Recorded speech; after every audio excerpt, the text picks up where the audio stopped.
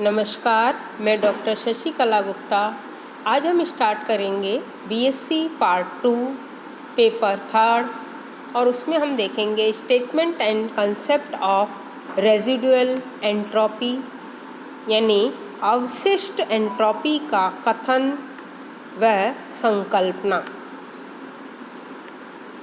सबसे पहले हम ये देखते हैं कि अवशिष्ट एंट्रोपी या जिसे हम रेजिडुअल एंट्रोपी कहते हैं क्या होती है। तो हम इसको समझेंगे रेजिडुअल एंट्रोपी। कुछ पदार्थ ऐसे होते हैं जिनमें हमें एब्सोल्यूट जीरो टेम्परेचर पर अव्यवस्था देखने को मिलती है। तो उस एब्सोल्यूट जीरो टेम्परेचर पर जो एंट्रोपी है वो उस सब्सटेंस के क्रिस्टल की जो एंट्रोपी जो कि T=0 केल्विन है, उसे हम रेजिडुअल एंट्रोपी कहते हैं।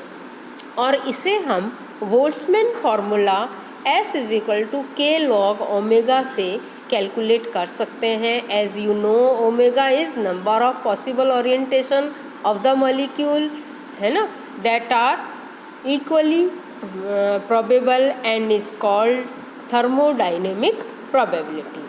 अगर किसी सब्सटेंस में n मॉलिक्यूल है और हर एक मॉलिक्यूल में p ओरिएंटेशन है, तो जो ओमेगा है वो p की पावर n होगा और इसीलिए जो एंट्रोपी है वो होगी SR=K log p की पावर n और Kn log p और Kn=R, so R log p, और we can write as 2.303 R log p। ये है रेजिडुअल एंट्रोपी। देखिए, हमने थर्ड लॉ ऑफ थर्मोडायनेमिक्स देखा और हमने उसमें ये देखा था कि परम शून्य ताप पर जो पदार्थ होते हैं उनमें जो परमाणु हैं वो सुचारू रूप से व्यवस्थित रहते हैं, पूर्ण रूप से व्यवस्थित रहते हैं। यानी एक शुद्ध क्रिस्टल में परमाणु क्रिस्टल की जालक पर व्यवस्थित रहते हैं। किसी क्रिस्टल के n परमाणुओं को n प्रकार की विभिन्न जालकों में n फैक्टोरियल प्रकार से हम व्यवस्थित कर सकते हैं। शुद्ध क्रिस्टल के सभी परमाणु समान होते हैं और व्यवस्थाएं भी समान हैं, अतः एक दूसरे में हम विभेद नहीं कर सकते हैं। और शुद्ध क्रिस्टल के लिए हम लिखेंगे omega factorial n upon factorial n which is equal to 1। So S=K log omega and which is equal to K log omega की जगह हमने 1 पुट किया तो log 1 0 है, सो S=0। यानी जो शुद्ध क्रिस्टल की एंट्रोपी का मान 0 होता है। यदि हमें शुद्ध क्रिस्टल में अलग अलग प्रकार के A और B परमाणुओं को क्रिस्टल की साइट पर व्यवस्थित करना है तो नंबर ऑफ कॉम्प्लेक्शन हमारा होगा ओमेगा=फैक्टोरियल n upon factorial Na multiplied by factorial nb। This is equation number 1। यहाँ जो n है वो साइटों की संख्या है जो कि Na प्लस Nb के बराबर है और Na और Nb क्रमशः A और B परमाणुओं की संख्याएं हैं। अतः किसी क्रिस्टल की एंट्रोपी जिसे हम रेजिडुअल एंट्रोपी कहते हैं उसे हम इस तरह से लिख सकते हैं S residual =K log factorial n upon factorial Na factorial Nb। ये इक्वेशन नंबर 2 है। और अगर n का मान बहुत अधिक हो तो इस इक्वेशन का जो सॉल्यूशन है वो स्टर्लिंग अप्रॉक्सीमेशन से हम करते हैं। ये देखिए, इसको आप समझिए, जैसे factorial Ni n is equal to n log n minus n। इसका हम उपयोग करके हम इक्वेशन 2 को इस तरह से लिख सकते हैं, क्योंकि इसको आप अच्छे से पढ़िए कि factorial n is equal to n log n minus n होगा। Factorial Na is equal to Na log Na minus Na होगा। इसको ध्यान में रखते हुए हम ऊपर वाली इक्वेशन को इस तरह से लिख सकते हैं, S residual is equal to K multiplied by n log n minus n minus Na log Na minus Na, क्योंकि जो नीचे वाला Na है इसको हमने इस तरह से लिख दिया, और minus Na NB log NB minus NB। S residual is equal to, अब हम इसको और सॉल्व करके, आप अपनी कॉपी में भी करके देखिए, हमने इसका ब्रैकेट ओपन करके और फिर हमने इसको सॉल्व किया है। तो ये देखिए के ब्रैकेट के बाहर हमने लिख के विद इन ब्रैकेट हमने सबको कंबाइन करके लिखा है n लॉग n, है ना, minus n minus Na log Na plus Na minus NB log NB plus NB, और इस तरह से ये हमारे पास सॉल्यूशन आ गया। S residual is equal to minus k with in bracket Na log Na plus NB log NB minus n log n। आपको ये चीज़ ध्यान रखनी है कि n is equal to Na plus NB, उसको यूज़ करते हुए हमने फाइनली ये निकाला।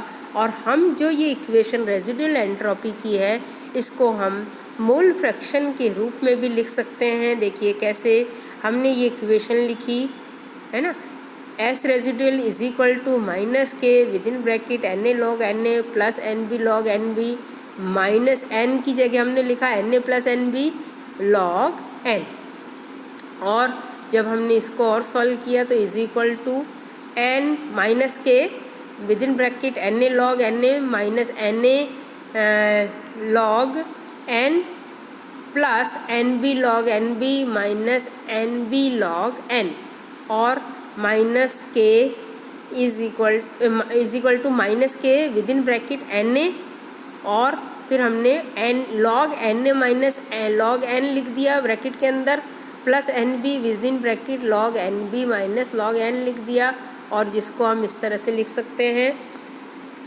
Log minus k with in bracket Na log Na upon n plus NB log NB upon n, और हम n इसका कॉमन ले लेते हैं, और फिर इसके बाद ये इक्वेशन हो गई is equal to minus n के विद इन ब्रैकेट, है ना, या तो यूँ कहिए हमने इसको n से डिवाइड कर दिया अंदर और बाहर, है ना, तो मल्टीप्लाई और डिवाइड किया तो ये हो गया n के with in bracket Na upon n log Na upon n plus NB upon n log NB upon n, और यदि A की मोल फ्रैक्शन x से और B की xb हो तो हम ये लिखेंगे Na is equal to x से इंटू n और NB is equal to xb into n। So ये इक्वेशन हो जाएगी माइनस n के विद इन ब्रैकेट x से लॉग x से प्लस xb लॉग xb। अब चूँकि किसी फ्रैक्शन के लॉगरिथम का मान नेगेटिव होता है, अतः ब्रैकेट की राशि का मान नेगेटिव होगा, और ताकि और कोष्टक के बाहर वैसे ही ऋणात्मक चिन्ह है, अतः एंट्रोपी का कुल मान धनात्मक हो जाएगा। अतः किसी मिश्रित क्रिस्टल की एंट्रोपी का मान सदैव धनात्मक होता है, और इसे हम रेजिडुअल एंट्रोपी के नाम से जानते हैं।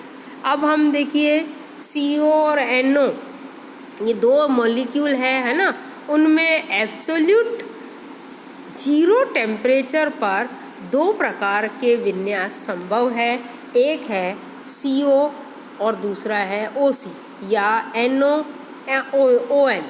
इस तरह से आप देखिए, इसका आपको एक बुक से मैंने आपको रेजिडुअल एंट्रोपी की डिटेल में ये नोट्स आपको दिए हैं। इसको आप देखिए कि जब हमें किसी सब्सटेंस की एंट्रोपी को कैलकुलेट करना है, रेजिडुअल एंट्रोपी को, तो हम इस फॉर्मूले को अप्लाई करेंगे S is equal to K log omega. ठीक है, अब उसमें ये जो रेजिडुअल एंट्रोपी का मान है वो इस बात पर निर्भर करता है कि कोई भी सब्सटेंस जो है उसमें मॉलिक्यूल में कितने प्रकार के ओरिएंटेशन है। उस मॉलिक्यूल की ओरिएंटेशन से हम उसकी प्रोबेबिलिटी को कैलकुलेट करते हैं। तो हमने जैसे आप ये एग्जांपल लिया था CO, तो CO मॉलिक्यूल में जो हर एक मॉलिक्यूल की जो एंट्रोपी है, हर एक मॉलिक्यूल का जो ओरिएंटेशन है वो अलग अलग होगा। तो जो उसकी जो प्रोबेबिलिटी है वो इस तरह से आपको फिगर में दिखाई रखी है, और इसलिए हम उस प्रोबेबिलिटी को W = 2 की पावर n से शो करते हैं। तो इसलिए ये हो गया S = K log 2 की पावर n और S Kn log 2, और log 2 आपको पता है 0.3010 होती है, और ये जो Kn है वो R के इक्वल है। तो हम इस इक्वेशन को लिखेंगे S = R log 2, और हम इस तरह से लिख सकते हैं 2.303 R log 2 और = 2.303 इंटू R की वैल्यू है 8.314 है ना, जूल केल्विन है ना, जूल में होती है, मल्टीप्लाइड बाय log 2 की वैल्यू 0.3010 ये हमने पुट की। तो इसका जो आंसर आया, रेजिडुअल एंट्रोपी का जो मान आया वो है 5.85 जूल केल्विन इन्वर्स मोल इन्वर्स। इसी तरह से एक एग्जांपल और है, जैसे FClO3। इस मॉलिक्यूल में 4 पॉसिबल ओरिएंटेशन है, और उस 4 पॉसिबल ओरिएंटेशन को यानी ओमेगा = 4 हो गया। तो हम यहाँ पर फिर अप्लाई करेंगे S = R log ओमेगा या 2.303 R log ओमेगा, और ओमेगा की वैल्यू 4 है, इसलिए ये हमारे पास वैल्यू आ गई 2.303 R log 4 या 2.303 R की वैल्यू 8.314 इंटू log 4 की वैल्यू 0.6020। तो इस FClO3 के लिए जो रेजिडुअल एंट्रोपी का मान है वो 11.5 जूल केल्विन इन्वर्स मोल इन्वर्स हो गया। तो इन जनरल हम किसी भी मॉलिक्यूल के लिए रेजिडुअल एंट्रोपी कैलकुलेट कर सकते हैं, ये ध्यान में रखते हुए कि उसमें पॉसिबल नंबर ऑफ ओरिएंटेशन कितने हैं, यानी उसकी प्रोबेबिलिटी क्या है ओरिएंटेशन की, उसके बेस पर हम उसकी रेजिडुअल एंट्रोपी कैलकुलेट कर सकते हैं। हम ये फार्मूला किसी की रेजिडुअल मोलर एंट्रोपी कैलकुलेट करने के लिए ये फार्मूला हम अप्लाई करेंगे, SR = R log P। अब आप इसको ध्यान से समझिए और इस नोट्स को आप अपने हिसाब से अपनी कॉपी में लिख लीजिए, आपको समझ में आ जाएगा।